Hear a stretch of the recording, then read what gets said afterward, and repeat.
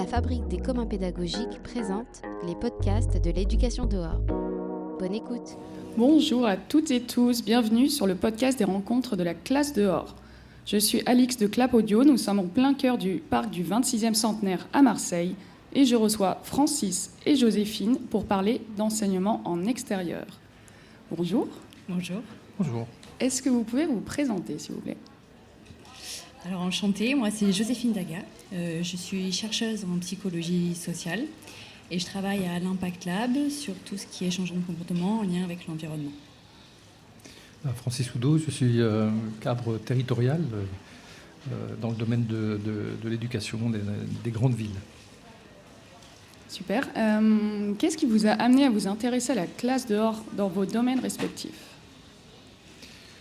Alors, la question qui se pose quand on est gestionnaire de l'éducation, du patrimoine scolaire et des évolutions scolaires, c'est de savoir en permanence suivre les évolutions et voir précéder les évolutions pour pouvoir les traduire en termes de moyens, de modes de fonctionnement, d'architecture, de comportement des enfants, des parents, des enseignants.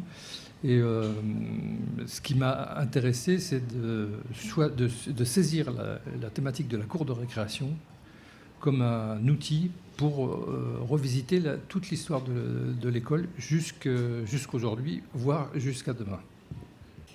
Pour ma part, ce qui m'a intéressée dans l'école dehors, c'est tous les bienfaits que ça peut apporter pour les enfants. Tous les bienfaits à un niveau physique. On a moins de sédentarité, on fait plus d'activités, les effets psychologiques aussi, moins d'anxiété, un bien-être général plus important, mais également des effets cognitifs avec une meilleure intention des informations, une meilleure attention, ou encore des effets sociaux avec plus de collaboration ou une plus grande équité dans l'école. Et justement, si je rebondis sur votre présentation, quels sont pour vous les bénéfices les plus marquants et concrets de l'apprentissage en extérieur pour les enfants ? Je dirais d'abord le bien-être. Parce que le bien-être, en fait, c'est un peu la base de tout. Quand vous êtes mieux, quand vous êtes moins angoissé, moins stressé, plus à l'écoute, avec une meilleure attention, vous êtes plus capable de faire des choses derrière. Donc finalement, ça permet à tous les élèves de mieux apprendre à l'école aussi. Ok, super. La question que je me pose et que j'essaie de résoudre avec mes collègues, c'est de savoir pourquoi, aujourd'hui, dans un contexte particulier, renaît un certain nombre de constantes dans l'histoire de l'école, notamment la pédagogie active, le fait de sortir de l'école, les effets positifs de la nature sur la santé des enfants et sur leur équilibre, sur leur développement, qui sont pour la plupart des thèses qui ont un siècle et demi, voire 2 siècles. Et pourquoi, spécifiquement en ce moment, ces évolutions deviennent nécessaires pour faire évoluer l'école et la société. Et alors, quelles sont vos conclusions ? En tout cas, c'est plus des hypothèses sur la partie actuelle, puisque évidemment, sur 200 ans, chaque période a sa propre mouvance. La période actuelle, elle se caractérise, en grosso modo 2018-2025, par le fait qu'on est au croisement de 4 grands phénomènes. Premièrement, le réchauffement climatique et les pics de chaleur, qui a généré toute une partie d'évolution. La deuxième sur le Covid, et plus encore la sortie du Covid que le Covid lui-même, et les effets sur les enfants, et notamment le manque de nature. Le troisième point, c'est l'émergence et la montée en charge concomitante, on va dire, de toutes les problématiques de développement durable, en liaison avec les questions de réchauffement de la planète, mais aussi de la vie quotidienne, notamment des établissements, mais du quotidien. Et le dernier, qui est ce constat international que la France a du mal à faire face à une augmentation d'un échec scolaire qu'elle n'arrive pas à résoudre par ses méthodes traditionnelles. Et donc, quelle autre méthode, y compris en allant chercher un siècle en avant, on peut mettre en œuvre au regard de ces 4 grands phénomènes qui viennent impacter la société et l'école en particulier. Donc l'école et l'extérieur pourraient être une réponse à ces 4 phénomènes actuels, à ces 4 enjeux actuelle. En fait, quand on regarde ce qui se passe aujourd'hui dans le monde scolaire, particulièrement du premier degré, mais pas seulement, on voit que pratiquement toutes les problématiques travaillent aujourd'hui sur le rapport entre l'extérieur de l'école et l'intérieur de l'école. Globalement, l'école s'est beaucoup trop isolée physiquement, sociologiquement, en termes de contenu et de méthode, de la société dans laquelle elle vit et de la proximité, c'est-à-dire du territoire sur lequel elle est implantée, et de la société culturelle dans laquelle elle vit. Et pratiquement toutes les évolutions qu'on constate aujourd'hui sur ces grands champs ont pour objectif de réinsérer l'école aujourd'hui et demain dans son environnement le plus proche. Et la sortie à l'extérieur des enfants vers leur environnement immédiat, c'est pas qu'une question de développement durable, c'est aussi les réimplanter dans la société et faire que l'école elle-même s'intéresse à la société dans laquelle elle vit.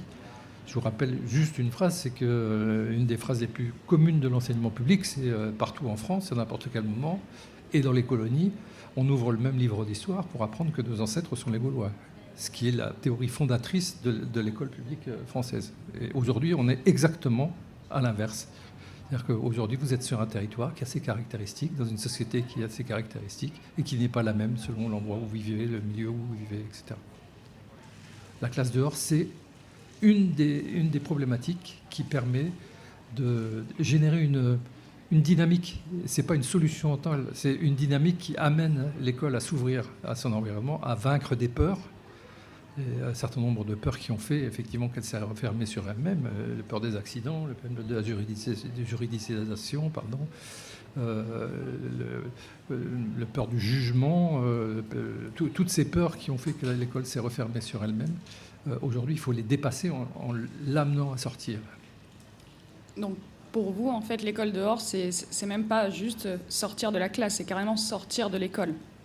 L'objet, in fine, c'est d'avoir un ensemble de problématiques qui permettent, de façon cohérente, de sortir l'école de son univers propre. Et c'est vrai à tous les niveaux. C'est-à-dire qu'aujourd'hui, vous avez des projets architecturaux, je pense notamment à un projet au Japon, d'une école maternelle qui est ronde, qui n'a pas de fermeture de classe, où les enfants sont libres de rentrer, de sortir, de jouer, qui est la traduction en fait du libre jeu, qui par exemple le libre jeu a été considéré comme dangereux, alors que pendant des siècles le libre jeu était la base de ce qui se passait dans les rares moments où les enfants étaient libres, c'est-à-dire celle de la récréation. Le libre jeu, c'est le moment qu'il faut réintégrer dans l'école, au moment où on leur a interdit pratiquement de tout faire. Ils n'ont plus le droit aujourd'hui que de s'asseoir, de regarder, mais surtout pas de se toucher, encore moins pendant la période du Covid. Donc l'idée qu'il faut réintégrer le rapport à l'autre à travers le libre jeu, elle se traduit sur l'ensemble des temps. Et l'école dehors, c'est un de ces moments qui est favorable, parce qu'on casse les codes, de réintégrer des choses dont les enfants ont besoin. Ils ont besoin de se mettre en danger, ils ont besoin de jouer librement, ils ont besoin de se cacher des adultes, ils ont tous ces besoins qu'il faut réintégrer dans une école qui aujourd'hui est construite à l'envers de ça.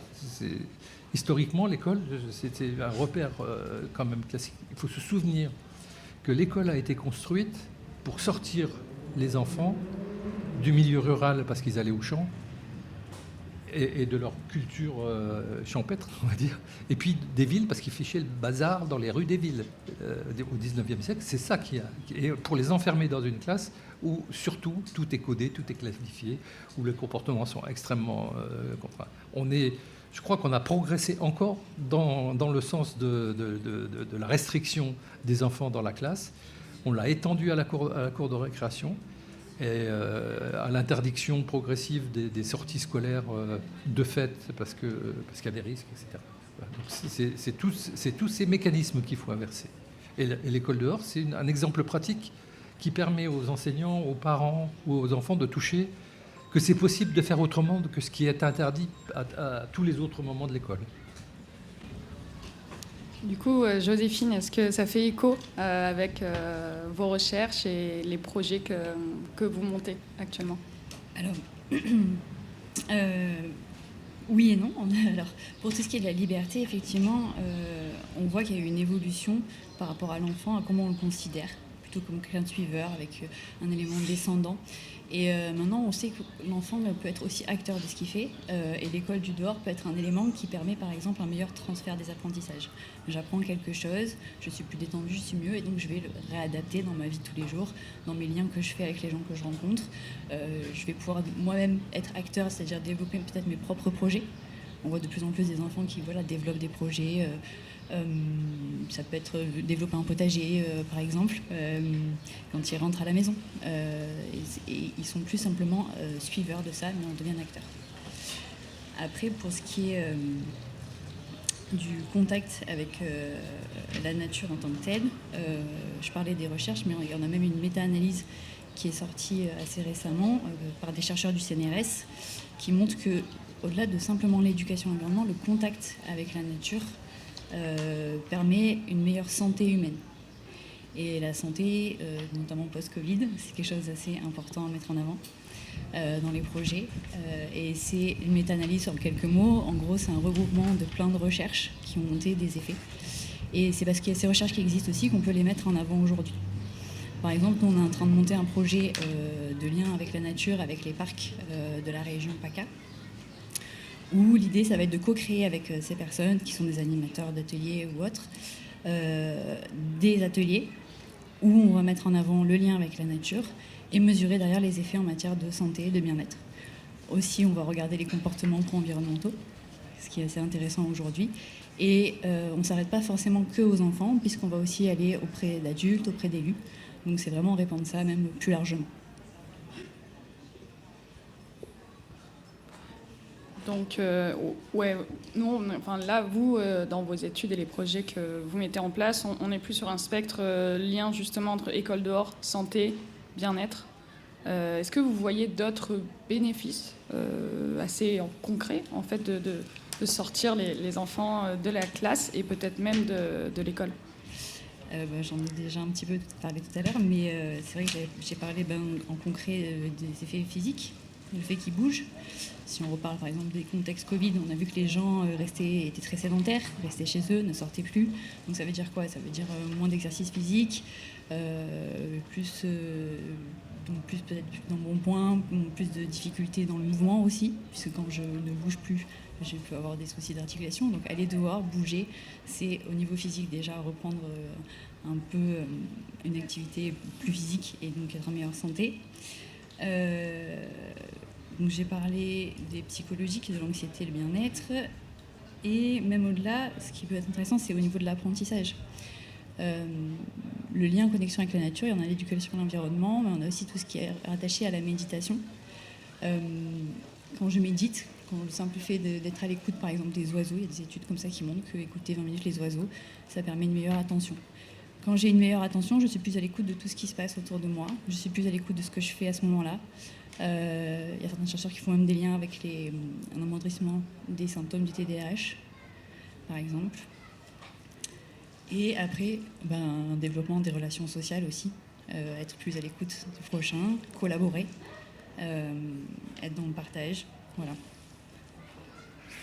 Alors dans les rapports à l'Assemblée nationale sur l'évolution de l'école pour faire face au changement climatique, il y a toute une partie qui est consacrée à la classe dehors et qui effectivement indique ce que vient de dire ma collègue, les différents points positifs qui relèvent de la pratique auprès des enfants, notamment le bien-être bien sûr, mais surtout l'aspect la concentration, le comportement général, la créativité, la mémoire, la gestion des conflits, la coopération à l'intérieur d'un groupe, l'agilité, la capacité d'écoute, la réduction de l'agitation, etc. Qui sont aujourd'hui des résultats qui sont établis. Plus personne ne compte. Enfin, je n'ai lu dans tout ce que j'ai vu, je n'ai vu personne qui contestait la réalité, voire l'ampleur plus ou moins marginale de ces acquis.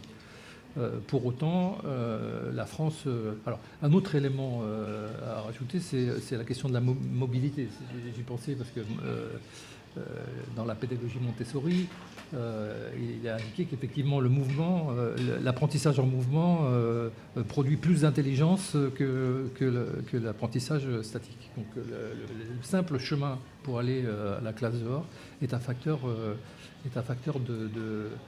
d'optimisation de la capacité d'appréhension. Et quand on cumule tous ces éléments-là, on arrive effectivement à plus de bien-être des enfants, effectivement, qui est une des recherches qui elle-même est génératrice d'un potentiel de réussite scolaire plus important. Donc au bout du bout, l'idée que la classe dehors est quelque chose qui crée du bien-être et de la réussite scolaire, aujourd'hui, est semble-t-il établi. Ça n'explique pas pourquoi en France, on est aussi en retard entre guillemets, par rapport aux pays nordiques, la Suède, la Norvège, la Belgique, la Suisse, le Québec, enfin tous ces pays qui aujourd'hui ont fait ou l'Écosse, qui elle fait de l'école dans les bois, tous ces pays qui sont bien en avance sur la France, sur cette problématique-là. Je reviens à mon propos initial, ce qui s'explique parce que la France, dans l'école, s'est construite de façon centralisée et contre son environnement, ce qui n'est pas le cas dans les pays anglo-saxons. C'est une des bases pour comprendre l'évolution du système. Ok, très intéressant. Alors, on arrive bientôt à la fin de cet entretien. Est-ce que vous pourriez, chacune, me raconter une histoire, un exemple marquant de quelque chose qui a marché, que vous trouvez intéressant et que vous aimeriez partager? Alors il y a tellement d'exemples qu'il est difficile. Je vous ai parlé de l'école, de ce qui m'a le plus marqué c'est la thèse de l'architecte de cette école maternelle au Japon qui explique comment l'architecture peut changer le monde. Ce que je ne pense pas, mais elle peut l'accompagner, c'est certain. Par contre, ce qui m'a intéressé, c'est aussi de voir concrètement aujourd'hui quels sont les freins et les leviers que rencontre la classe dehors au regard de tout ce que je vous ai dit auparavant. Alors c'est quasiment trivial comme raisonnement. Alors le premier raisonnement, c'est quel temps il fait.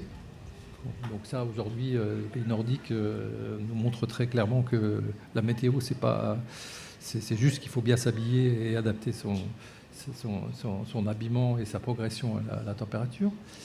La peur des parents que les enfants se blessent, la surprotection des enfants étant une des caractéristiques de notre éducation aujourd'hui qui fait qu'on les protège des risques. De toute façon, ils prendront un jour ou l'autre. Et les études montrent qu'aujourd'hui, un enfant qui est en liberté dans ce cadre-là est moins souvent blessé que quelqu'un à qui on interdit de tout faire. Ça, c'est une évidence. Dans les freins potentiels, il y a également la représentation générale, sociétale, culturelle qu'ont les acteurs éducatifs, que l'école, ça doit se faire dans l'école, sinon, et une école, ça doit être un bâtiment, une cour bitumée, des jeux pour enfants, et sinon, si on les sort de là, ils ne vont pas réussir. Et la réalité, c'est qu'aujourd'hui, des recherches comme celle que vous évoquez là, c'est qu'effectivement, tout ça, aujourd'hui, n'est pas vrai. Mais ce sont des handicaps quand même assez difficiles à surmonter.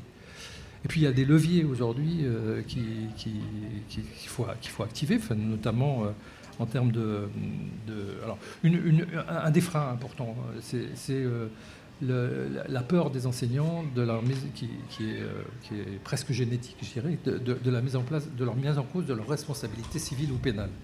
Il s'est développé au sein de l'Éducation nationale une espèce de terreur au regard de la mise en cause qui peut être faite des enseignants, notamment à l'occasion, soit dans la cour de récréation, soit à l'occasion des sorties scolaires. Et ce qui ne tient pas à l'analyse de la jurisprudence existante. Et globalement, les enseignants devraient avoir une formation beaucoup plus complète sur la réalité et la teneur de leurs risques.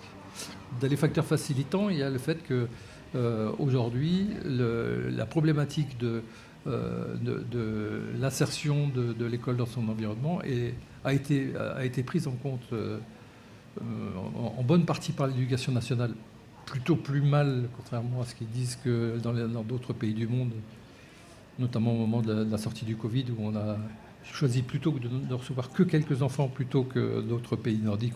On les a plutôt fait tendance à sortir de l'école pour aller faire l'école dans des endroits non confinés. Et les élus locaux aujourd'hui qui assument une bonne partie des surcoûts du verdissement des cours d'école, des changements de fonctionnement, de l'encadrement supplémentaire, aujourd'hui sont globalement convaincus de quelque chose qui était plutôt lié à l'écologie, donc plutôt à des courants qui étaient favorables à l'écologie, que ce soit à droite ou soit à gauche, et qui aujourd'hui traversent la totalité de l'échiquier politique, avec des investissements dont on parle peu, mais qui sont à chaque fois des paquets de 10 millions d'euros. Globalement, sur des grosses opérations, c'est ce champ-là. Et pendant très longtemps, les communes n'ont plus fait d'investissement important dans les écoles. Et aujourd'hui, les nouveaux plans d'investissement sont sur remettre du vert dans la cour, autour de la cour, rendre les espaces publics accessibles, etc. Et ça, c'est un facteur facilitant. Pour ma part, ce que je mettrais en avant, c'est tout ce qui est, même si c'est pas toujours évident à mettre en place, en lien avec la méditation et l'écoute des émotions, puisque ça permet vraiment aux enfants de mieux se sentir, d'être plus attentifs. Et on le voit chez les enfants, mais même chez les adultes, où on met ça de plus en plus en avant, sur les émotions, se comprendre l'humain, être dans le partage. Et ce que je mettrais aussi beaucoup en avant, c'est, donc, même s'il existe quand même un certain nombre de recherches, et notamment à l'international, il y en a quand même moins en France, et elles sont connues des gens qui s'y intéressent, pas forcément de tous les autres. Et je sais qu'il y a d'un côté une attente de certaines personnes de ces résultats, et ça permet aussi du coup à ceux qui le mettent en avant de le valoriser. Et on a aussi, ça je rejoins effectivement, certaines personnes qui ont un peu des appréhensions, peur de remise en cause de ce qu'ils font, de ce qu'ils mettent en avant, mais il n'y a pas d'appréhension à avoir vu que les résultats montrent déjà des bénéfices. Donc voilà, ça permettrait plutôt de valoriser, de mettre en avant le travail qui est fait et de pouvoir justement le développer par ailleurs dans d'autres endroits et l'adapter après à différentes situations. Ok, super. Merci beaucoup pour cet échange très riche. Et merci à toutes et tous de nous avoir écoutés. Je vous invite à partager le podcast autour de vous et à très vite.